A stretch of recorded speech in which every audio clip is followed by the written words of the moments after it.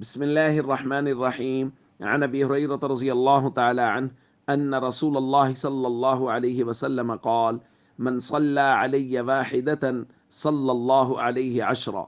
رواہ ابو داود۔ نبی کریم صلی اللہ علیہ وسلم نے ارشاد فرمایا، جو شخص مجھ پر ایک مرتبہ درود بھیجے گا اللہ اس پر 10 رحمتیں نازل فرمائیں گے۔ دوستو، درود پاک بہت ہی مبارک عمل ہے، اور اللہ رب العزت نے قرآن کریم میں ایمان والوں کو درود پاک پڑھنے کا بہت خوبصورت انداز سے حکم دیا ہے۔ فرمایا، اعوذ باللہ من الشیطان الرجیم، ان اللہ وملائکتہ یصلون علی النبی یا ایہا الذین آمنوا صلوا علیہ وسلموا تسلیما، کہ بے شک اللہ اور اس کے نورانی فرشتے نبی کریم صلی اللہ علیہ وسلم پہ درود و سلام بھیجتے ہیں، رحمتیں نازل کرتے ہیں، اور اے ایمان والو تم بھی نبی کریم صلی اللہ علیہ وسلم پہ درود پڑھا کرو۔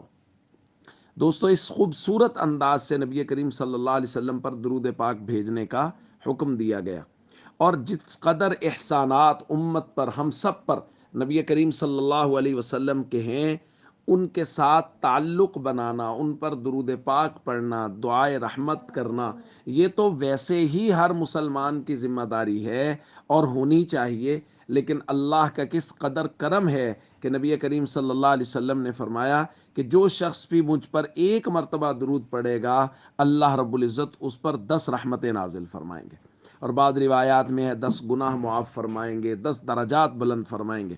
اس لیے ہر امتی کو چاہیے کہ وہ نبی کریم صلی اللہ علیہ وسلم سے اپنا تعلق مضبوط بنائے، اور اس کا سب سے اہم اور بہترین ذریعہ وہ نبی کریم صلی اللہ علیہ وسلم پر کثرت سے درود پاک پڑھنا ہے۔ السلام علیکم ورحمۃ اللہ وبرکاتہ۔